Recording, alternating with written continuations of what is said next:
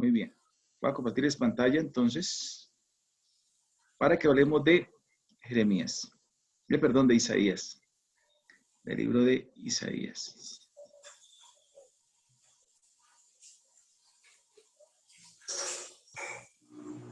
Muy bien. ¿Estamos viendo?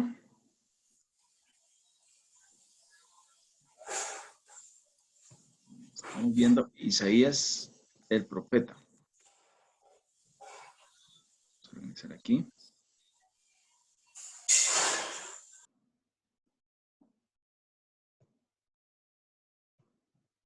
Observando Isaías, el profeta.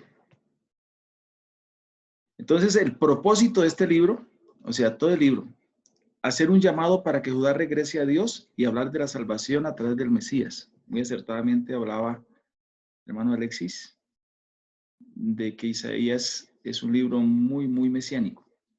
Es el que más habla del Mesías. Entonces, un llamado a que Judá regrese a Dios y hablar de la salvación del Mesías. Autor, el profeta Isaías, hijo de Amós.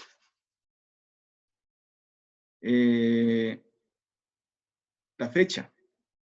Los sucesos narrados en los capítulos del 1 al 39 ocurrieron durante el ministerio de Isaías, así que tal vez escribieron aproximadamente en el año 700 antes de Cristo. Los capítulos 40 al 66, sin embargo, quizás se escribieron cerca del final de su vida, alrededor del año 681. Hay una división bien amplia o marcante. Es más, unos piensan que eran dos libros diferentes, del capítulo 1 al 39 y del 40 al 66.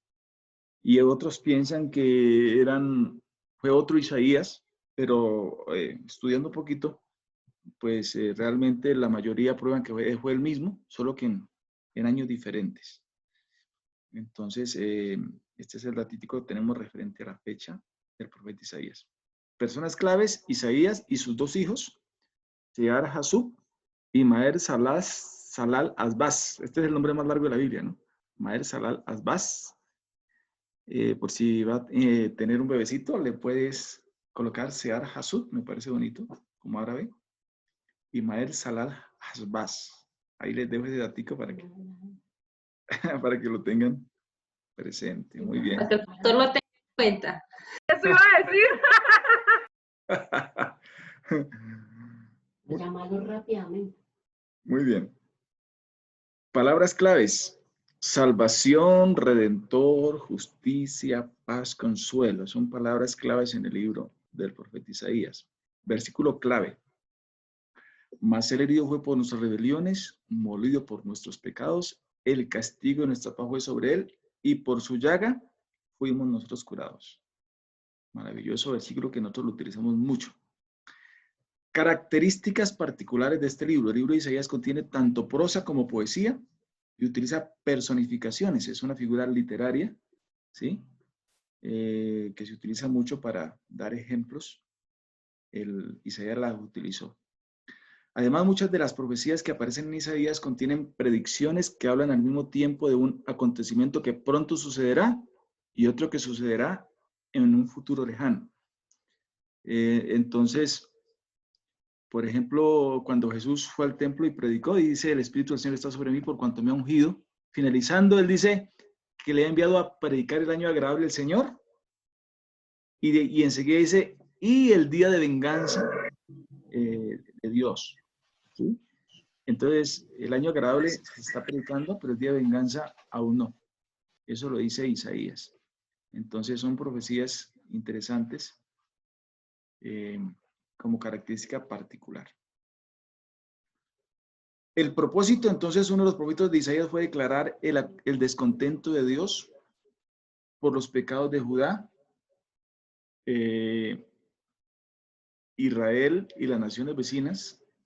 Intentaba inducir al pueblo de Dios a apartarse de su desobediencia a fin de evitar el desastre que se avecinaba. Eso es algo importante. Déjenme un segundito, les pido acá que me bajen allá o cierren la puerta, por favor.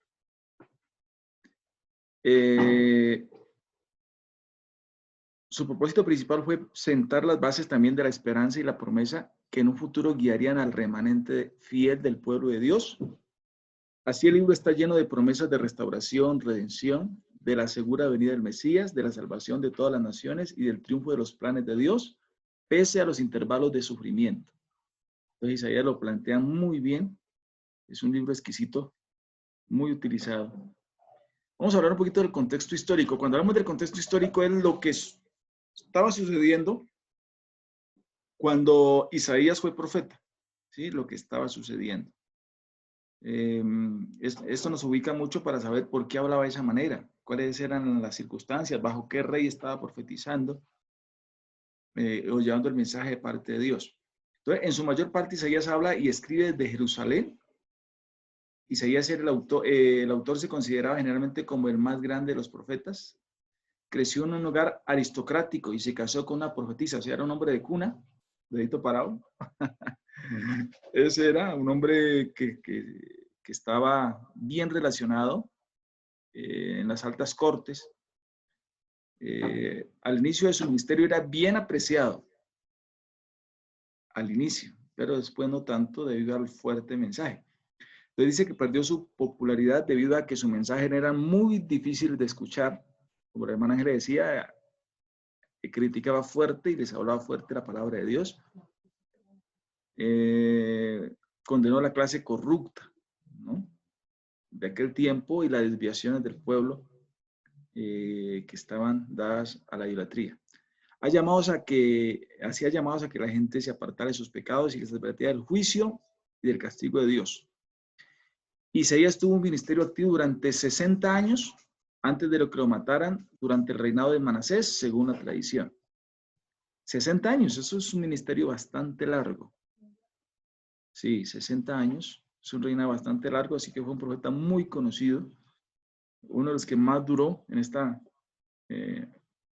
práctica ministerial de parte de Dios al pueblo. Sigamos hablando de contexto histórico.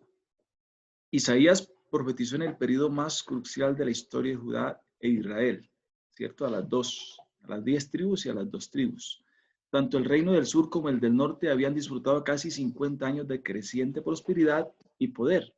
Israel, gobernada por Jeroboam y otros 6 reyes menores, habían sucumbido a las prácticas del culto pagano, y Judá bajo Usías, Jotán, Ezequías habían mantenido cierta fidelidad formal a la ortodoxia, pero gradualmente habían caído en una seria declinación moral y espiritual, según lo dice el capítulo 3, del verso 8 al 26. ¿Sí? Importante, estos daticos. Se toleraba la existencia de lugares secretos de adoración pagana, los ricos oprimían a los pobres, las mujeres descuidaban a sus familias buscando los placeres de la carne, muchos sacerdotes y profetas entregaron a las borracheras y a los placeres, según dice el capítulo 5, versículo 7, 12, 18, 23, 22, 12 al 14. Era más o menos el contexto, en bastante pobreza espiritual. Los reyes trataban de guiar al pueblo, pero ellos mismos eran malvados, y bajo ese contexto entonces entra en acción el profeta Isaías. En el bosquejo tenemos palabras de juicio del capítulo 1 en todo su capítulo. Encontramos básicamente hasta el capítulo 39 los pecados de Israel y de Judá, juicio contra las naciones paganas, el propósito de Dios en el juicio, verdaderas y falsas esperanzas de Jerusalén, sucesos durante el reinado de Ezequías, cuando también Isaías fue bastante usado por el Señor para llevar el mensaje. Entonces encontramos que los 39 capítulos de la primera parte de Isaías expresan un mensaje de juicio por el pecado. Isaías lleva este mensaje de juicio a Judá, Israel y a las naciones paganas vecinas. Judá tenía apariencia de piedad, pero su corazón era corrupto. Las advertencias de Isaías intentaban purificar a la gente y ayudarla a comprender la verdadera naturaleza de Dios y su mensaje. Sin embargo, cerraban sus oídos a las continuas advertencias que Isaías hacía. Entonces, fue complicado. Del capítulo 40 al capítulo 66, entonces tenemos palabras de consolación. Entonces tenemos liberación de Israel de la cautividad, el futuro redentor y el futuro reino. Casi que las profecías que hay son escatológicas, que tienen que ver con el Mesías y su reinado, y por supuesto restauración de Jerusalén. Entonces lo encontramos allí. La mayoría de los 27 capítulos de la segunda parte de Isaías expresan un mensaje de perdón, consuelo y esperanza. Este mensaje proyecta la mirada hacia la futura venida del Mesías. Isaías habla de más del Mesías que ningún otro profeta del Antiguo Testamento. Lo describe como siervo sufriente y como Señor soberano. Es maravilloso. Entre uno de los megatemas que desarrolla, entonces, por ejemplo, la santidad es un tema bonito en Isaías. Y dice que Dios es exaltado hasta lo sumo por encima de todas sus criaturas, sobre todo en el capítulo 6, donde él ve esa revelación tremenda con ese llamamiento especial, ¿no? Su profesión moral se levanta en contraste con la gente y las naciones malvadas. Dios es perfecto y sin pecado en todos sus motivos y acciones, así que tiene el control perfecto de su poder, juicio, amor y misericordia. Su naturaleza santa es nuestro patrón de moralidad. Ahí vio Isaías al 3 veces santo, con un llamamiento especial. Para nosotros, como Dios no tiene pecados, puede ayudarnos con nuestro pecado. Es bueno que lo veamos como el único que tiene el poder supremo y la perfección moral. Nunca debemos tratarlo como alguien común, que es el único digno de nuestra devoción y alabanza. Él siempre es veraz y justo. Qué bonito. Gloria al Señor. Aquí tenemos dando correa también. ¿A quién le dieron en la colita así? Bueno, ahí recuérdense cuando usted da, ¿cómo es? Ahorita coge con la correa, ¿cierto? Yo ya hace tiempo pasé esa etapa, gracias a Dios. Pero también Isaías nos habla del castigo.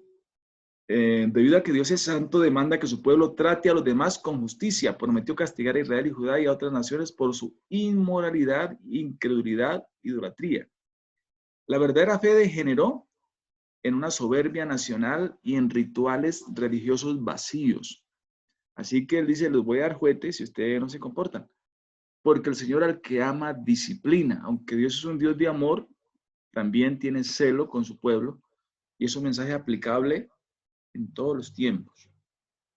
Solo debemos confiar en Dios y cumplir sus mandamientos. No podemos abandonar la justicia ni volvernos egoístas. Si endurecemos nuestros corazones en contra de su mensaje, su castigo caerá sobre nosotros. Aunque hoy no se predica un mensaje de juicio, sino una gracia que está dada al hombre, no obstante, Dios es amor, pero también es fuego consumidor. Y lo que dice Pedro también es que si él no retarda su promesa, según algunos la tienen por tardanza, sino que es paciente para con nosotros, no queriendo que nadie se pierda, sino que todos procedan al arrepentimiento. Pero el día del Señor vendrá. Y entonces da ahí que viene un juicio bastante complejo. Así que es un principio que aplica. Isaías habla de salvación, por supuesto. Debido a que el castigo divino está en camino, necesitamos un Salvador. Ningún hombre ni nación puede salvarse sin la ayuda de Dios. Isaías profetiza y describe el sacrificio perfecto de Cristo por nuestros pecados. Todos los que confíen en Dios pueden ser libres de sus pecados y restaurados para Él. Eso es cristocéntrico total. Hay un Salvador único, amén, manifestado en el Nuevo Testamento como Jesús de Nazaret, Dios manifestado en carne. Nadie puede salvarse a sí mismo por obras, por méritos. Absolutamente todos los seres humanos necesitan ser salvados y solamente hay un Salvador. Su nombre es Jesús, se lo presento. Si alguien no lo conoce, Él es suficiente para nosotros.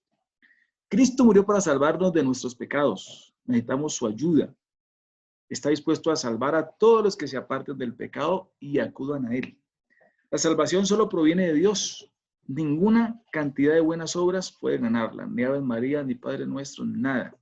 Solamente aceptando el sacrificio de Jesús en la cruz puede cambiar nuestra historia. Por supuesto, el Mesías es protagonista en el libro de Isaías.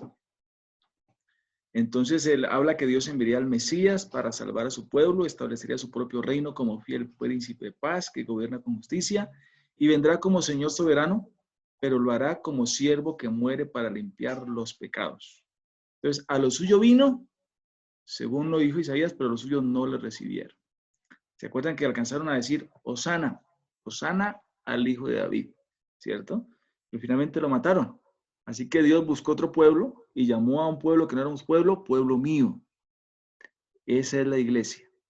Una vez se cumple la plenitud de los gentiles, se cierra el paréntesis, la iglesia es levantada y Dios vuelve a tratar con su pueblo Israel. Y volverá a su pueblo Israel a cumplir lo prometido. Volverá a esta tierra y establecerá el milenio y reinará como rey 1000 años. Amén. Eso lo hemos hablado muchas veces. Debemos depositar nuestra confianza en el Mesías, no en nosotros mismos ni en ninguna nación o poder. No existe esperanza alguna a menos que creamos en Él. Confiemos plenamente en Cristo y permita gobernar su vida como Señor soberano. Amén. El Mesías prometido. Es un mensaje bien interesante. Israel aún lo espera. Nosotros ya lo hemos recibido y Él gobierna en nuestro corazón como Rey soberano. Isaías habla de esperanza en medio de un desierto. Esperanza. Dios promete consuelo, liberación, restauración en su reino venidero. El Mesías gobernará sobre sus seguidores fieles en la era que ha de venir. La esperanza es posible porque Cristo volverá. Entonces eso es clave en toda la Biblia, pero Isaías lo acentúa. Realmente Cristo no está muerto, Cristo está vivo y así como se fue, volverá. Isaías entonces lo profetizó maravillosamente 600 años antes de que Cristo viniera. Así que eso es fiel. Se cumplió y así como se cumplió en la parte donde Él vino, también se cumplirá donde Él volverá. Podemos cobrar ánimo ya que existe compasión por los que se arrepienten. No importa cuán sombría sea nuestra situación actual, ni cuán malvado sea el mundo, debemos continuar siendo el pueblo fiel de Dios que espera su venida. La esperanza nos mantiene firmes. El mundo va de mal en peor. Es una espiral descendente de tragedia, de miseria, de caos. Los recursos se agotan. En fin, la preocupación del hombre es que el calentamiento global, ahora están los animalistas, la conservación del medio ambiente, y aunque todo es verdad, la Biblia dice que la tierra gime con dolores de parto y anhela la restauración de los hijos de Dios. Hagan lo que hagan, protesten, hermano, esto no tiene ya salida. Cristo traerá la verdadera restauración en su momento.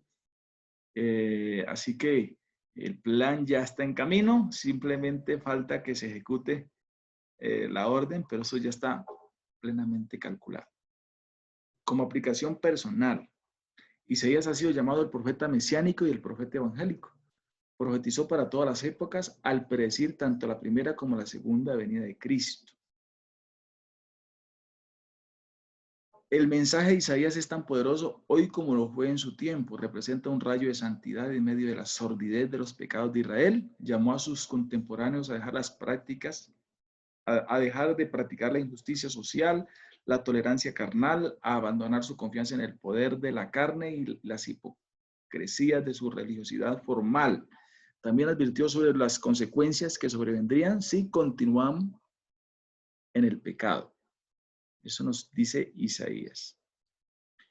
Y el Cristo, pues por supuesto que está revelado en el libro de Isaías. En Isaías se habla de Cristo como Señor, renuevo de Jehová, Emmanuel, Consejero maravilloso, Dios poderoso, Padre eterno, Príncipe de paz, raíz de Isaí, piedra angular, Rey, Pastor, Siervo de Jehová, elegido, Cordero de Dios, Redentor y ungido, y otras más. Sino que por tiempo, pues. Pero ahí tenemos al Cristo revelado en un cuadro maravilloso, una pintura muy bonita. El capítulo 53 es la más grande profecía del Antiguo Testamento sobre la obra redentora del Mesías. Ningún texto de la Biblia presenta de una manera más completa el propósito de la muerte vicaria de Cristo que en este capítulo. Se le cita directamente 9 o 10 veces por los autores del Nuevo Testamento. Y ahí hay unas citas que no las voy a leer por tiempo, pero fue citado muchísimas veces, como dice el profeta Isaías en el capítulo 53. Jesús lo citó, los apóstoles lo citaron, en fin, es algo muy, muy, muy bonito de comprender. Muy bien, hemos dado introducción a Isaías. Habría mucho que decir, pero igual, la idea es poder picarlos al menos para que... hermano Omar Gutiérrez, levanta la mano para preguntar. ¿Sí? Ahí tiene la manita levantada. Ah, bueno, fue por... Muy bien. ¿Alguien quisiera preguntar algo o añadir algo? Estamos abiertos a los comentarios de Isaías. Bienvenidos todos los que llegan recientemente.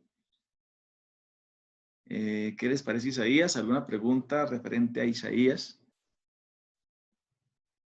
¿Qué les llama la atención de lo que hemos dicho? Me gustaría escuchar una o dos opiniones. Muy bien.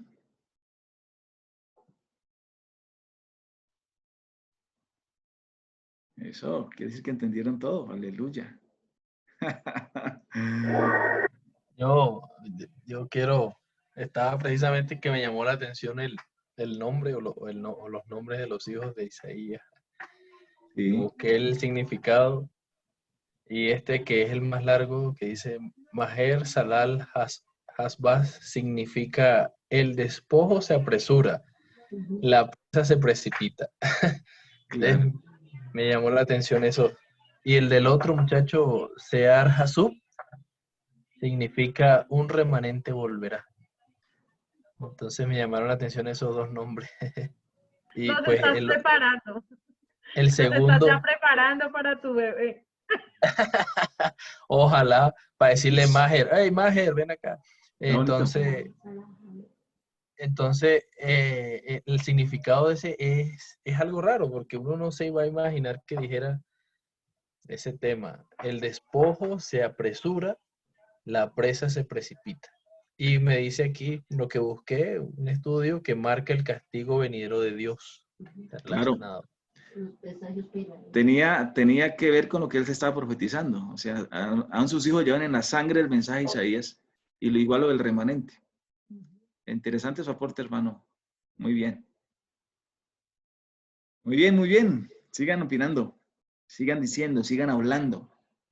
Los escucho.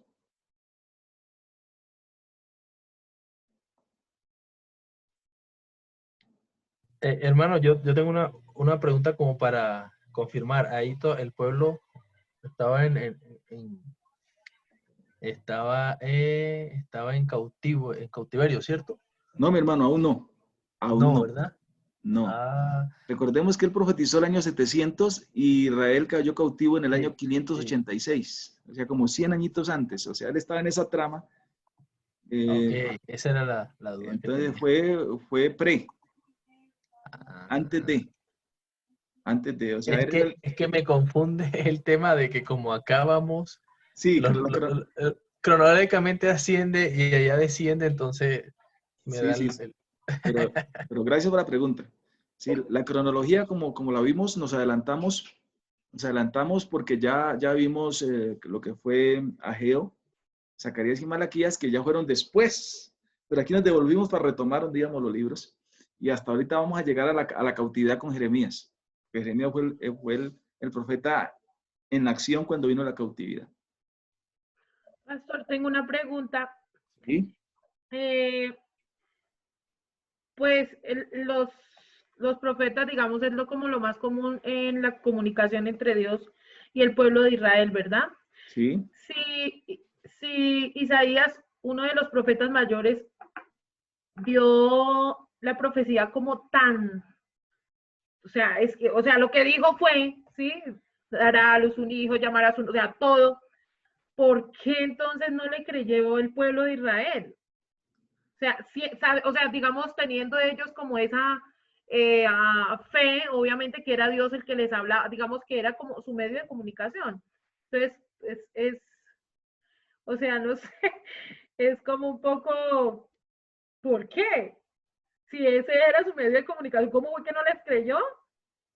Imagínate, fueron 60 años que les predicó, pero como todo, es parecido a lo que se vive hoy, ¿no? Cuando se predica de santificarse, cuando se predica de buscar a Dios o a la gente de arrepentirse, muy poquitos creen, eso es cuento, no es importante, ¿no? Son pocos los que realmente atienden, es parecido. La gente de aquel tiempo, pues la característica era la dureza de corazón, ¿no? La dureza de corazón, y aunque Dios les envió profeta, pues nunca escucharon, hicieron oídos sordos. Ha sido la condición del pueblo, por eso fueron básicamente,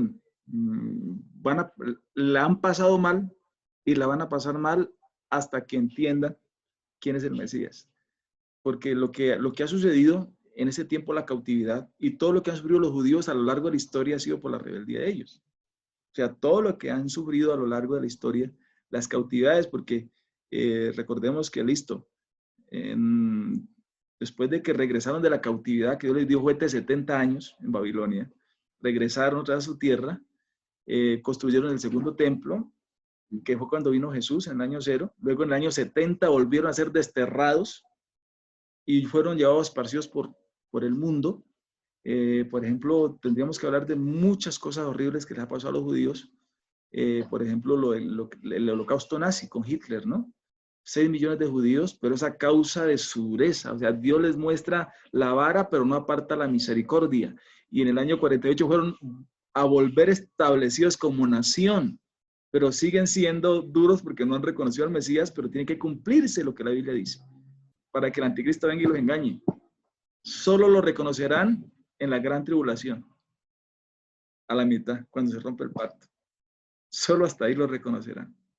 Entonces, mire, o sea, la Biblia no se equivoca, o sea, está escrito todo tan milimétricamente y está predicho lo que tiene que suceder, que simplemente así es Dios. Ahora, la dureza de Israel o de los judíos fue la causa de la salvación de los gentiles. Porque si los judíos reciben al Mesías cuando Él vino a ellos, nosotros quedamos como las guayaberas, por fuera. Pero como ellos lo rechazaron, a lo suyo vino, pero los suyos no lo recibieron. Entonces, eso fue la exclusión. Eso es lo que dice Romanos, en el capítulo 11, que Dios desgajó del buen olivo, unas ramas e injertó un olivo silvestre que éramos nosotros.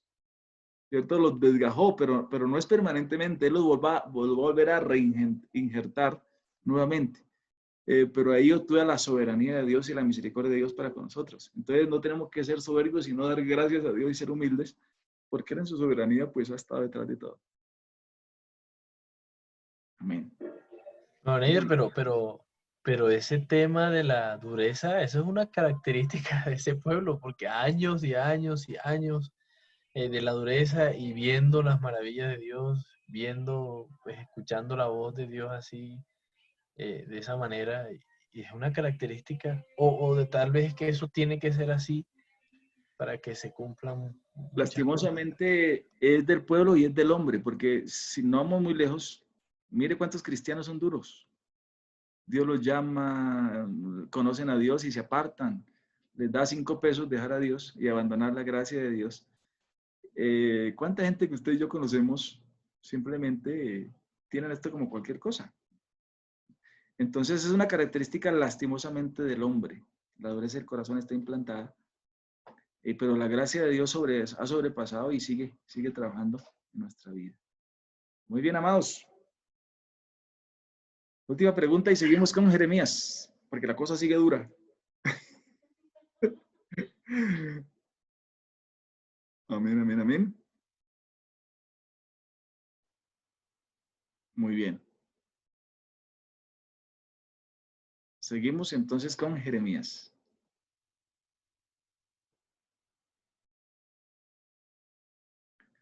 Jeremías.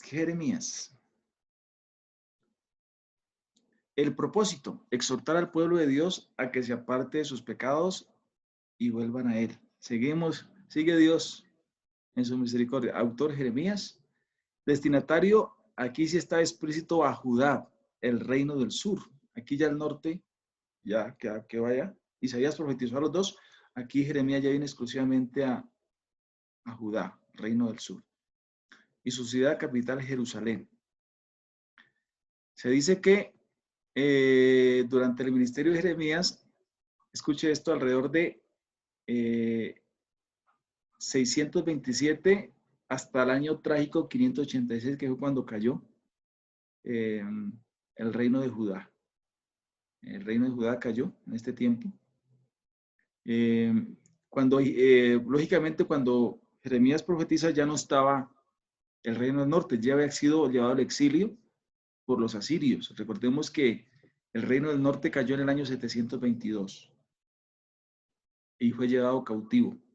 Israel, los judíos cayeron en el año 586. El tema: no habrá restauración sin arrepentimiento. Palabras claves: arrepentimiento, restauración. Esta cronología, por si le interesa, entonces Sofonías comienza a profetizar el año 640, Jeremías comienza a profetizar el año 627, o sea que Sofonías y Jeremías son contemporáneos. Josías muere en batalla, año 609, Daniel llevado cautivo, año 605. Recordemos que la cautividad de los judíos vino casi en 3 etapas. La última fue el año 586, pero en el año 605 ya hubo una entrada del reino, y fue llevado cautivo Daniel, año 605.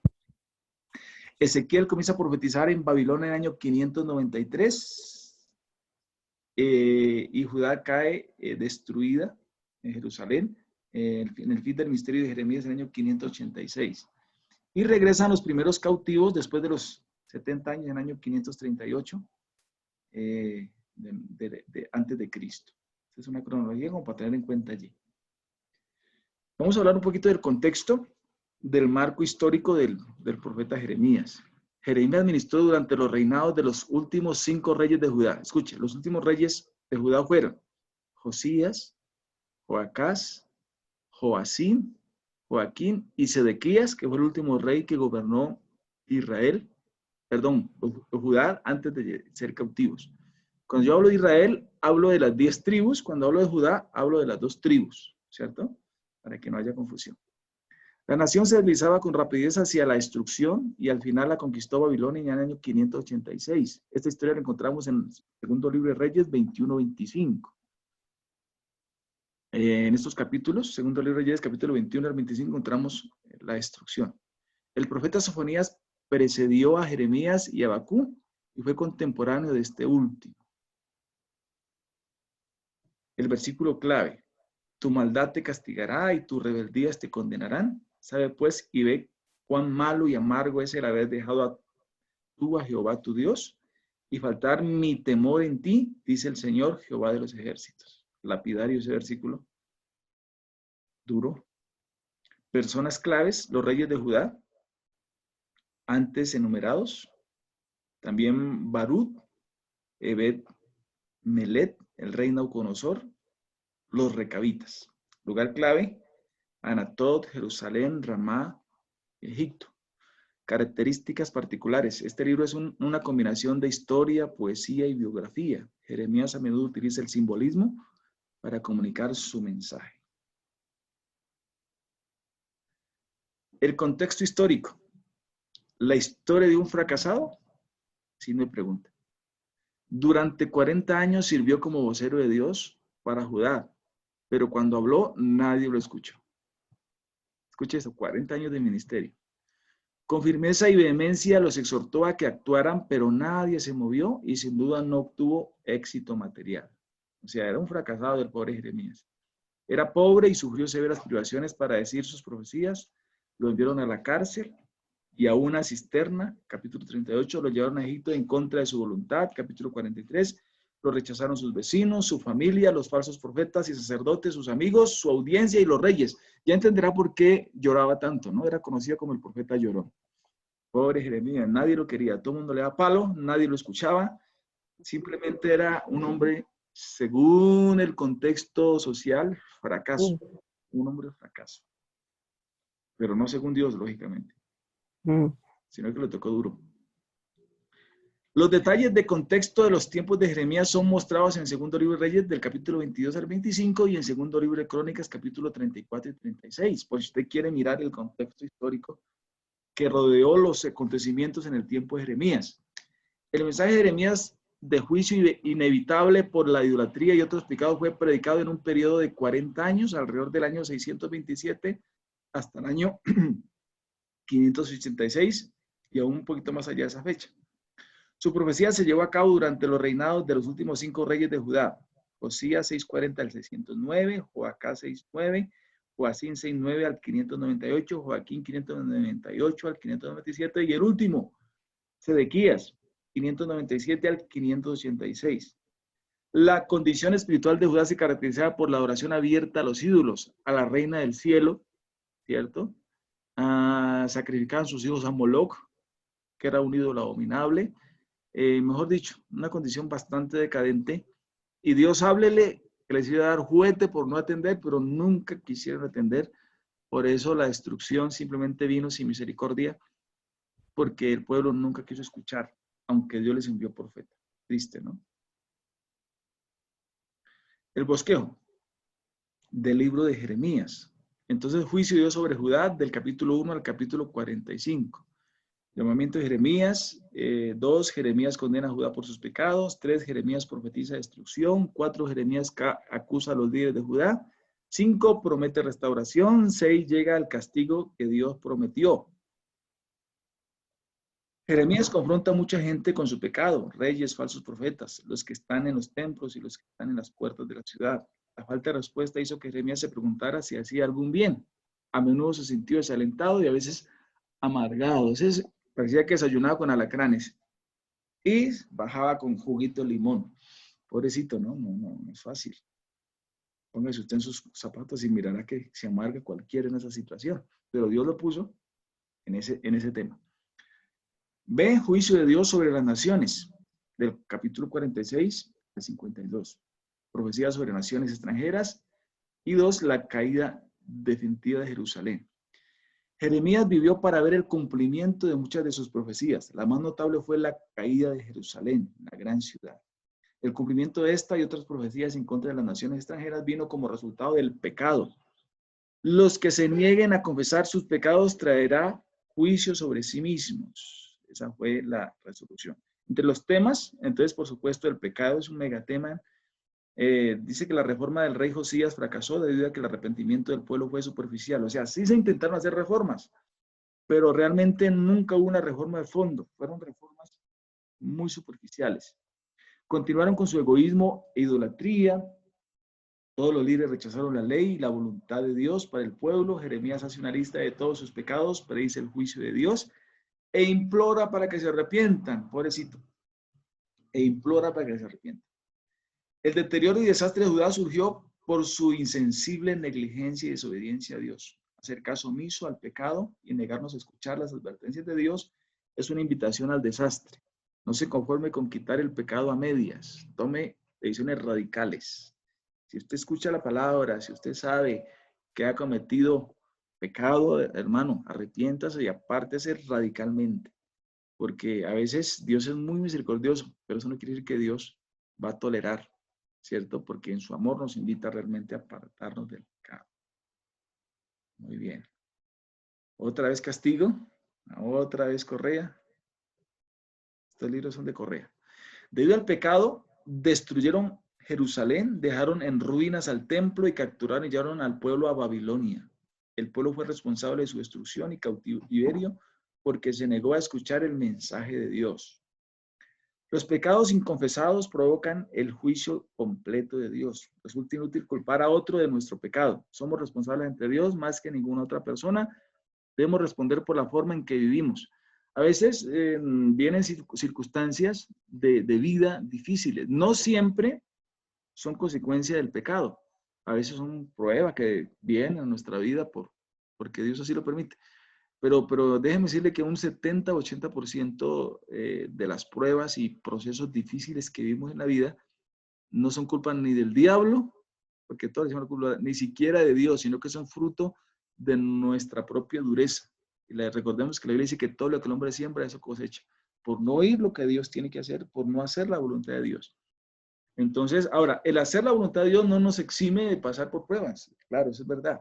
Pero a veces nosotros echamos sobre nosotros problemas al no acatar ni oír lo que Dios tiene por la dureza de corazón. Dios es Señor de todos. El capítulo 39 y 40 es bonito. Presenta al Dios soberano sentado sobre el círculo de la tierra, cuyos moradores son como langosta, el que pesa el polvo de la tierra con sus 3 dedos y mide las aguas de los océanos en el hueco de su mano. Ahí Isaías presenta al Dios soberano. Dios es creador justo, no tiene que rendir cuentas a nadie, con sabiduría y amor dirige toda la creación para que lleve a cabo sus planes y hace que los acontecimientos se efectúen de acuerdo a su tiempo. Él es Señor sobre todo el mundo. Qué bonito, ese es mi Dios y es su Dios también. Debido a la majestad del poder y el amor de Dios, nuestro único deber es someternos a su autoridad. Al seguir sus planes, no los nuestros, tendremos una relación llena de amor con Él y le serviremos con todo el corazón. El señorío de Dios es un megatema en Isaías bonito. En Jeremías. Corazones nuevos. Me estaba perdiendo, me volví un poquito. El texto que leí es de Isaías, del capítulo 40 de Él está sentado sobre el ciclo de la tierra. Estamos hablando de Jeremías, a veces se me cruzan los cables un poquito. Pero Jeremías habla básicamente también del señorío de Dios.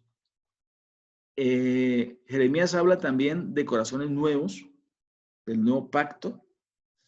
Jeremías predijo que después de la destrucción de la nación, Dios enviará un nuevo pastor al Mesías. Él los guiará a un nuevo futuro, un nuevo pacto y un nuevo día de esperanza. Lo llevaría a cabo al cambiar sus corazones pecadores por corazones que amen a Dios. También está la esperanza ahí profética de un nuevo corazón. Dios todavía restaura a su pueblo al renovar sus corazones. Su amor puede transformar los problemas que el pecado ocasiona. Podemos tener la esperanza de un corazón nuevo al amar a Dios, confiar en que Cristo nos salva y arrepentirnos de nuestro pecado. Ahí sigue Dios siempre. Habla también del servicio fiel, con las botas puestas. Jeremías sirvió a Dios fielmente durante 40 años. En este tiempo el pueblo lo pasó por alto, rechazó y persiguió. La predicación de Jeremías fue infructuosa para los moldes humanos, pero aún así cumplió su tarea, permaneció fiel a Dios. Es un hombre con las botas puestas. Esto nos lleva realmente a una reflexión, ¿no?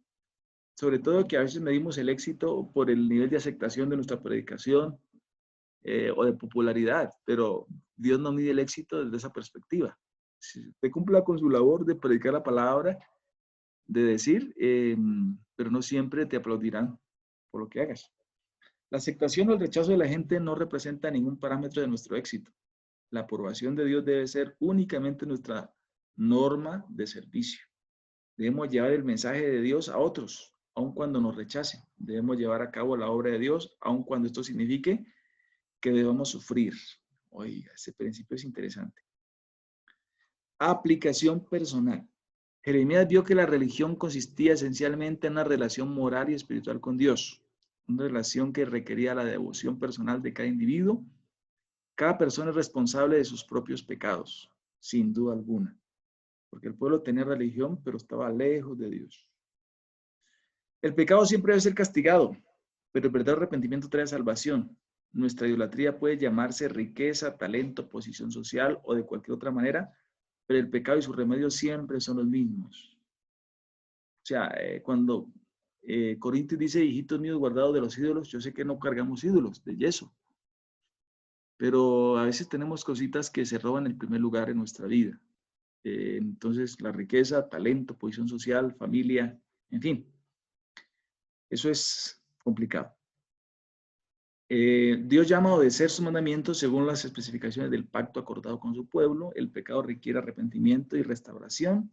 La obediencia trae consigo bendiciones y gozo, o el pecado, consecuencias y destrucción, por supuesto. Eso es definitivamente inevitable. Y como Cristo revelado, tenemos que en sus enseñanzas Jesús saluda a muchos pasajes de Jeremías. Es cueva de ladrones delante de vuestros ojos, está casa sobre la cual es invocado mi nombre. Lo citó.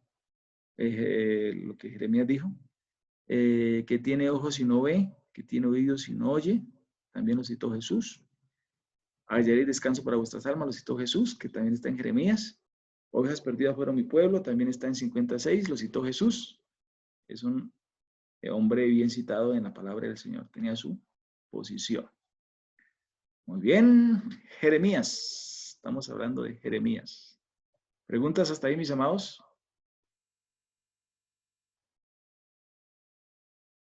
Háblenme, pregúntenme del libro de Jeremías. El gran profeta llorón.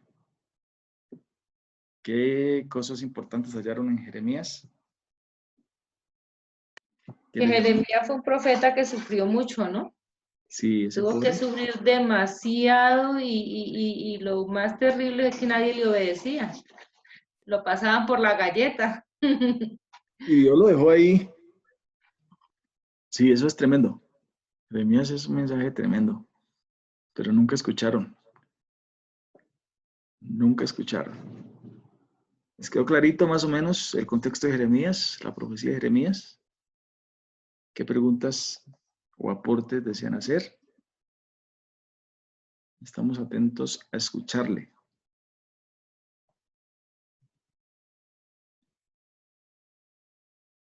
Muy bien. Muy bien, muy bien. ¿Todo bien? ¿O están confundidos? Sí. ¿Todo bien o no se operan aquí? Todos callados, ¿Somos muy profundos calladitos. o es que el castigo les asustó? Amén, amén. Bueno, mis hermanos, seguimos. Creo que Jeremías, pastor, ilustraba muy bien también lo que iba a profetizar, ¿no? Porque si vemos la señal de la vasija rota, y no, vaya un momentico, él ilustraba y ni así, porque les pintaba con Claro. pinturita y dibujitos. Sí, se aplica mucho también sobre la rueda del alfarero, ¿no? Esa es muy bonita esa analogía que hace allí. Le hemos explicado muchas veces si era el mensaje de Dios para el pueblo que nunca quiso escuchar. Nunca quiso escuchar. Pero esa es. Muy bien, mis amados. Vamos a seguir con el último que es Lamentaciones. Un nombre apropiado para un libro del profeta Llorón. Lamentaciones de Jeremías. Entonces vamos a seguir con Lamentaciones de Jeremías.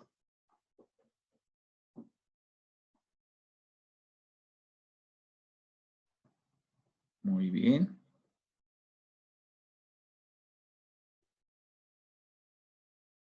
Lamentaciones. Vamos a estudiar el libro de Lamentaciones. El propósito del libro es enseñar al pueblo que desobedecer a Dios provoca el desastre y mostrar que Él sufre cuando su pueblo sufre.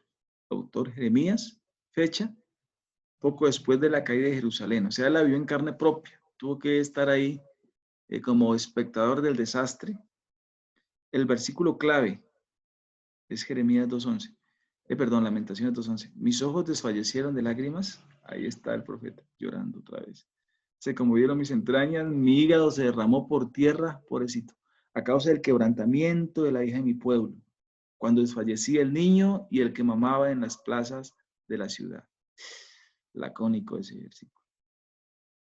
Pero esa fue la realidad.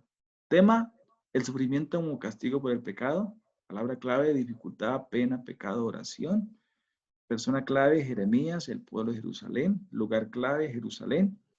Características particulares. 3 ramas del pensamiento hebreo se agrupan en Lamentaciones: la profecía, el ritual y la sabiduría.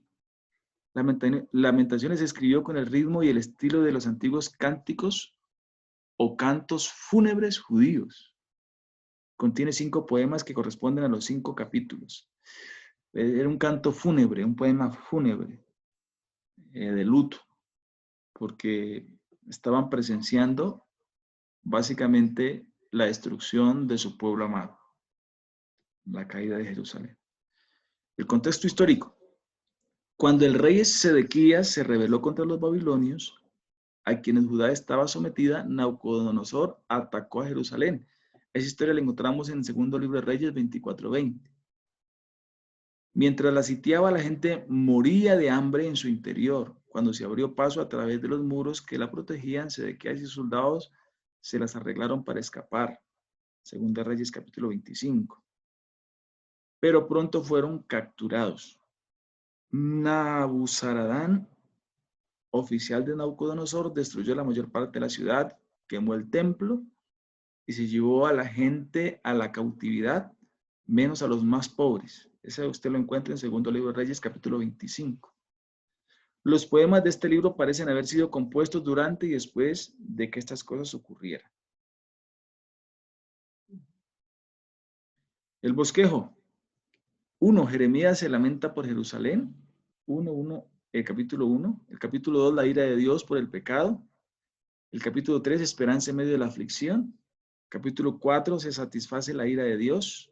Y capítulo 5 tenemos Jeremías ruega por restauración. Jeremías se aflige profundamente por la destrucción de Jerusalén y la devastación de su nación. Sin embargo, en la mitad del libro, en las profundidades de su dolor, hay un rayo de esperanza. La compasión de Dios siempre está presente, su fidelidad es grande. Entonces, por supuesto, aquí hay una fotico de Jerusalén. No, esta no es una fotico de Jerusalén, pero le traje esta foto como para que tengan alguna idea. Lamentaciones es un triste cántico fúnebre para la gran ciudad capital de los judíos. Destruyeron el templo, el rey se marchó y el pueblo estaba en cautiverio. Dios les advirtió que lo destruiría si lo abandonaban. Ahora, después de todo, el pueblo se dio cuenta de su condición y confesó su pecado. Triste, hombre, que hay que ver la ruina para darse cuenta de que lo que Dios dice es verdad. Las advertencias de Dios son justificadas. Hizo lo que dijo. Su castigo por el pecado es cierto. Solo al confesar y renunciar al pecado podemos volvernos a Él para que Él nos libre. Es mucho mejor hacerlo antes de que se cumplan sus advertencias. Amén. Porque mañana puede ser demasiado tarde. Misericordia de Dios, a pesar de todo. La compasión de Dios obraba aun cuando los israelitas experimentaban la aflicción de sus conquistadores babilonios. A pesar de la infidelidad del pueblo, la fidelidad de Dios fue grande y utilizó esta aflicción para hacer que su pueblo volviera a Él. Con correa a veces se entiende. Dios siempre será fiel a su pueblo, su obra misericordiosa y purificadora es evidente. Aún en la aflicción, en esos momentos debemos orar para pedir perdón y luego ir a Él para que nos libere. El pecado es fuerte. Esperanza. La misericordia de Dios al salvar la vida de algunas personas del pueblo ofrece esperanza de días mejores. Un día el pueblo sería restaurado a una relación verdadera y ferviente con Dios. Eso pasó después de 70 años. Volvieron. Lo que ya miramos, nos adelantamos, ¿no? Pero eso sucedió. Solo Dios puede librarnos del pecado. Sin Él no hay consuelo ni esperanza para el futuro. Debido a la muerte de Cristo por nosotros y su promesa de regresar, tenemos una esperanza resplandeciente para Él mañana. Consecuencias del pecado. Dios estaba molesto por la rebelión prolongada de su pueblo. El pecado causó la miseria del pueblo y la destrucción fue el resultado de sus pecados. La destrucción muestra la vanidad de la gloria y la soberbia humana. Continuar en rebelión contra Dios es provocar el desastre. Nunca debemos confiar en nuestro liderazgo, recursos, inteligencia ni poder más que en Dios. Si lo hacemos, sufriremos efectos similares a los de Jerusalén. Cuidado con eso. Aplicación personal. La destrucción de Jerusalén y las lecciones que Dios enseñó a su pueblo fueron tan significativas que los judíos comenzaron a leer este libro en el servicio anual para conmemorar la destrucción de la ciudad. No querían que aquella amarga experiencia se olvidara.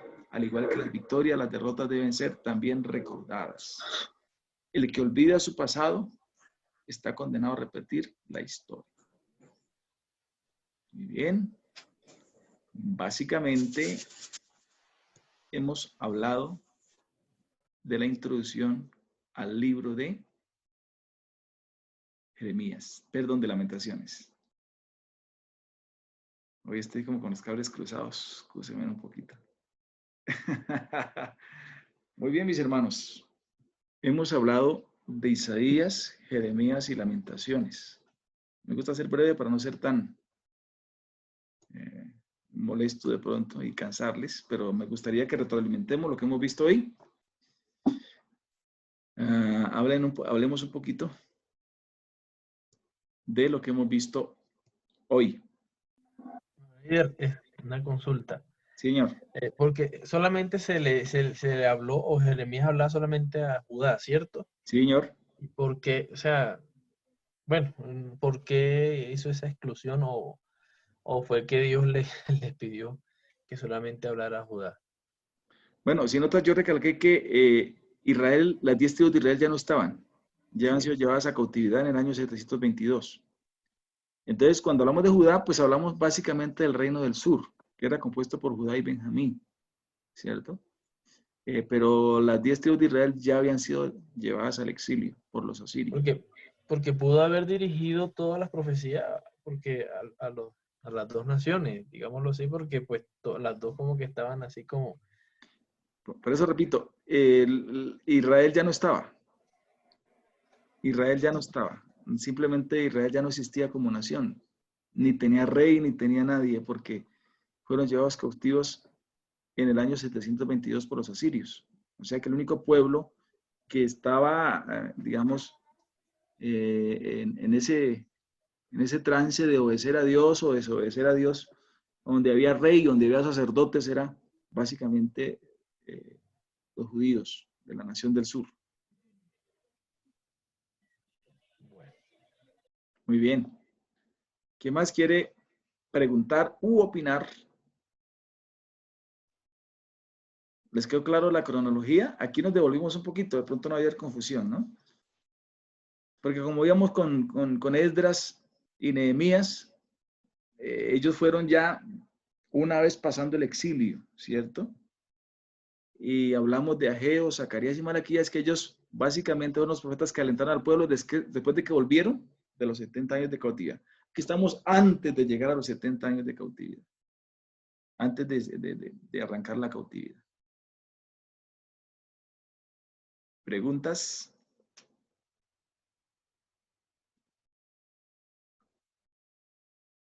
Más o menos les aclaró un panorama. ¿Sabían esto o no lo sabían? ¿Sabían dónde estaban ubicados estos profetas? ¿O hasta ahorita lo estamos aprendiendo?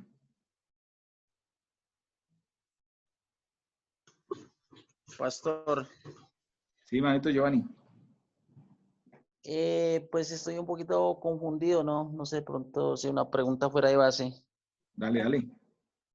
Que Jeremías empezó a profetizar en el año 627 y dice que el fin del ministerio fue en el